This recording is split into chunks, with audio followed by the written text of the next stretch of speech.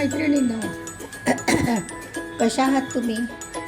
आता उन्हाचा एवढा तडाखा लागतो ना, थोडंसं आपण काहीतरी आंबट गोड असं करावं. त्यासाठी आपण आज कैरीची चटणी करणार आहोत. अशा ह्या 2 कैऱ्या घेतलेल्या आहेत. तोतापुरी कैऱ्या घ्या किंवा दुसऱ्या कोणत्या असतात आंबट, त्या घेतल्या तरी चालेल. बाजारातून कैऱ्या आणल्यानंतर अशा एक अर्धा तास पाण्यामध्ये ठेवा, म्हणजे तो चीक आणि परत त्याच्यामधली जी उष्णता असते ना, ती पण कमी होते आणि त्या पचायला हलक्या होतात. म्हणून अशा पाण्यामध्ये ठेवायच्या. आता ह्या बाहेर काढून सुकवून म्हणजे ड्राय करायच्या, थंड सुती कपड्याने पुसून घ्यायच्या आणि कोरड्या करून त्या आपण किसणार आहोत सालं काढून. त्यासाठी आता साहित्य बघा काय. तर हे लसणाच्या 10-15 पाकळ्या घेतल्यात. नंतर काश्मीरी लाल मिर्च पावडर, मीठ आहे आणि फोडणीसाठी कढीपत्ता आणि हे पावडर मसाले. त्याच्यामध्ये धना पावडर, बडीशेप पावडर, हळद, नंतर थोडंसं 5-6 काळ्या मिरी आणि 5-6 लवंग आणि जिरं आणि हे हिंग. एवढंच साहित्य काही जास्त लागत नाही सगळ्यांना.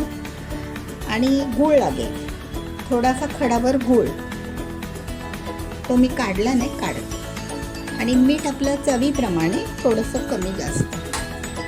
तर चला, तर आता आपण ह्या कैऱ्या पुसून घेऊया, ड्राय करून सुक्या करूया आणि त्या किसून घेते मी. सगळ्यांना आपण किसून घेण्यापेक्षा, किसायला फार वेळ लागतो ना कैरी किसायला, तर आपण त्यापेक्षा अशी फोडं करून घेतली आणि ती मिक्सरला लावली ना, तरी पण छान होतं. बघा, पटकन होतात.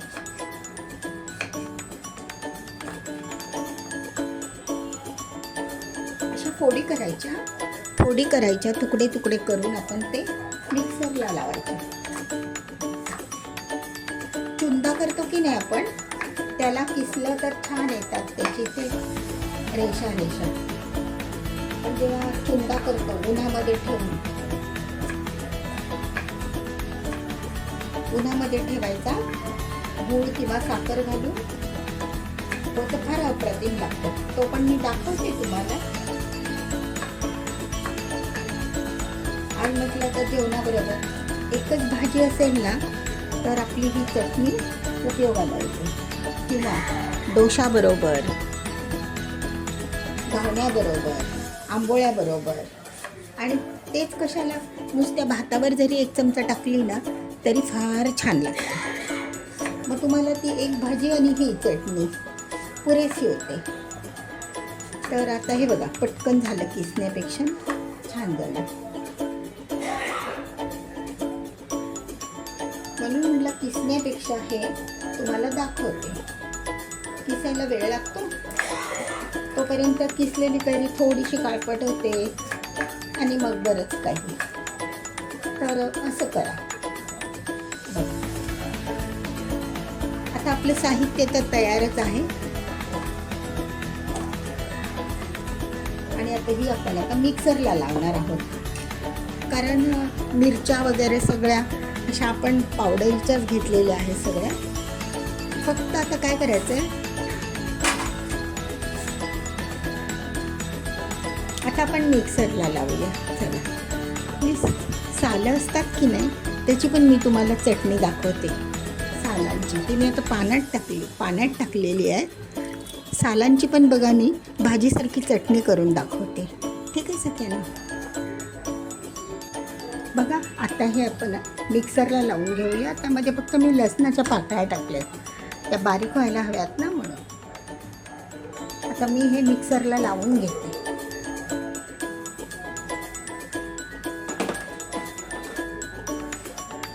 पाणी वगैरे टाकायचं नाही त्यामध्ये, टिकायला पाहिजे ना ती 4-8 दिवस तरी.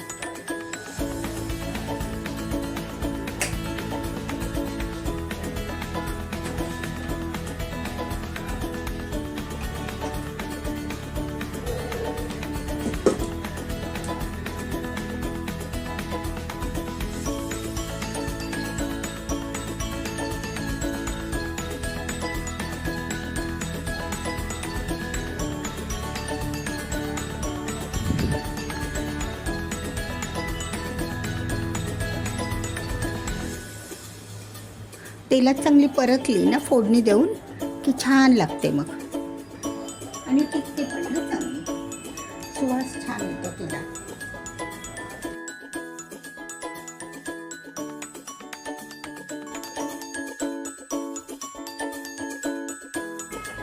त्यानंतर त्यामध्ये आपण जिरे घालूया. जिरे आणि गरम मसाल्याचे 2-3, 4-5 काळ्या मिरी, 4-5 लवंग असं ते तडतडून घेऊया. बघा सगळ्यांनो खूप सुंदर लागते ही चटणी. तसं तर ना कैऱ्या 12ही नाही का, 12ही महिने अवेलेबल असतात आता हल्ली. वेगळे वेगळे कलम मिळतात ना आता, असं नाही आहे की सीझनलाच मिळतात. तर आता हे फोडणीमध्ये टाकले. आपण कढीपत्ता पण टाकणार आहोत त्याच्यात.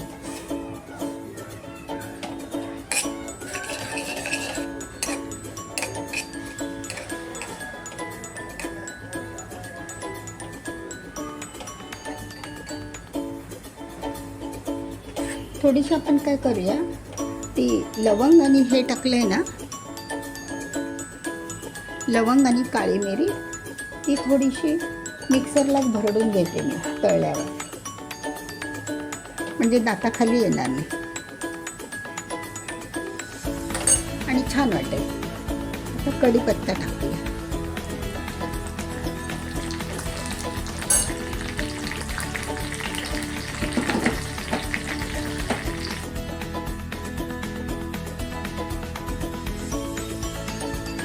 कढीपत्ता टाकला की आपण हे टाकू हिंग, पोटाला पण चांगला आणि हलका होतो ना एकदम. नंतर बडीशेप पावडर, धना पावडर आणि हळद, हे सगळे पावडर मसाले भाजून घेऊयात.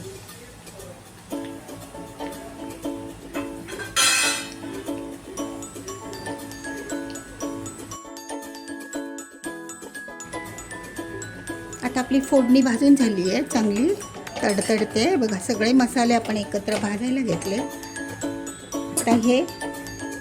आता आपण आपली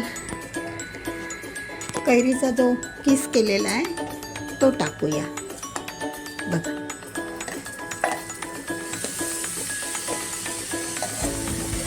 थोडंसं कैरीला पाणी असतंच ना, मग ते तडतडतं. आता यामध्ये अंदाजाप्रमाणे मीठ टाका. 2 चमचे मीठ टाकले.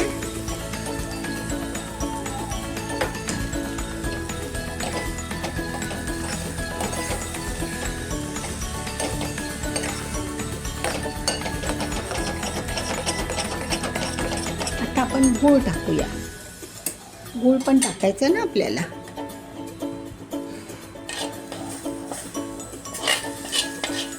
थोडासा घट्टसर होता तो मी गरम करून घेतला. बघा झाली आपली चटणी. आता ही भाजत भाजत येईल ना, तसा तिला रंग येतो सुंदर.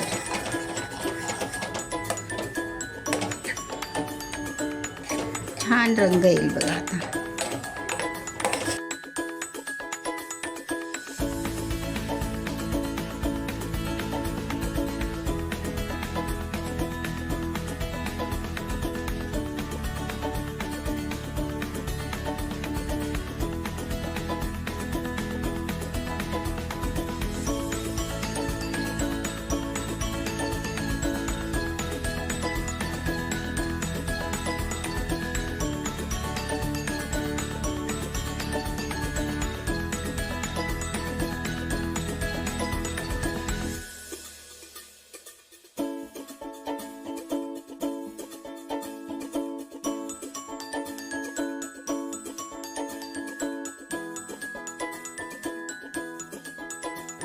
सख्यानो, मी तुम्हाला म्हटलं ना की एवढ्या चांगल्या कैऱ्या, त्यांची सालं का आपण फेकायची नाही का. तर आपण आता ती सालं मी अशी मिक्सरला क्रश करून घेतली आणि ती आता एका कांद्यावर त्याची पण चटणी बनवून दाखवते तुम्हाला. थोडंसं तेल टाका. 1-2 चमचे तेल लागेल.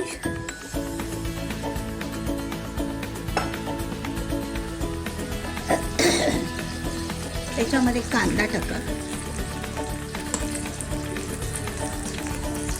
एकदम सिंपल वन आहे ही, पटकन पण होणारी आणि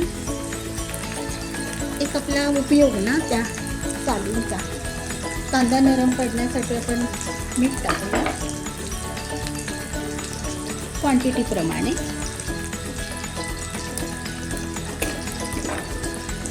मीठ टाकूया, नंतर थोडीशी मोहरी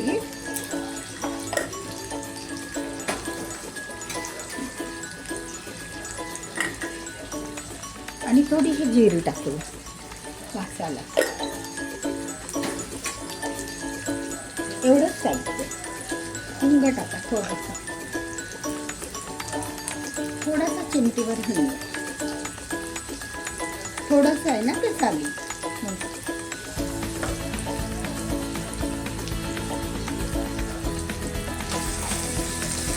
फक्त एवढंच टाकायचं. हळद, मीठ आणि लाल तिखट.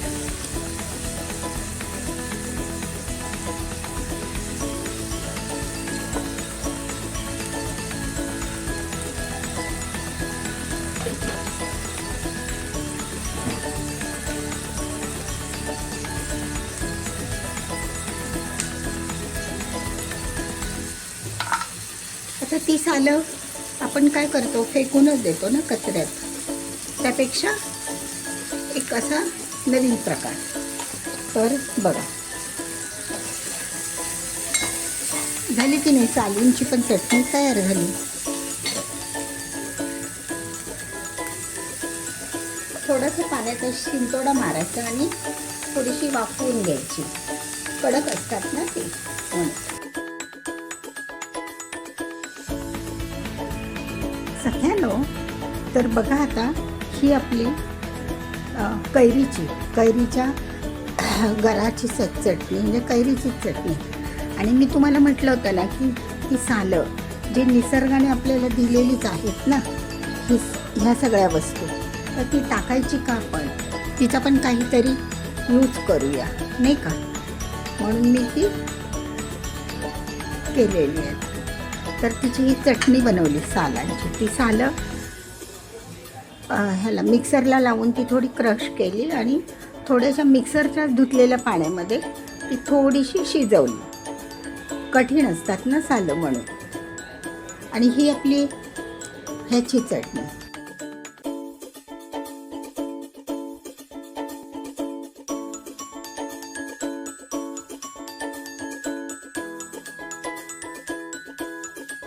आतमध्ये तेल टाकलेलंच आहे, पण तरी आता मी थोडंसं सोडलं.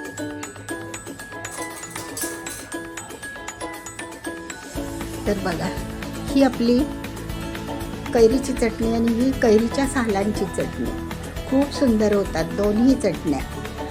ही चटणी तर तुम्हाला खूपच आवडेल. त्याच्यामध्ये पण थोडासा गूळ टाकला आणि पावडर मसाले आणि फोडणी दिली बस. थोडंसं काश्मीरी मिरची पावडर, एवढंच. तर सगळ्यांनो, कसा वाटला व्हिडिओ? आवडल्यास लाईक करा आणि एवढा वेळ व्हिडिओ बघितल्याबद्दल धन्यवाद सगळ्यांनो. थँक्यू.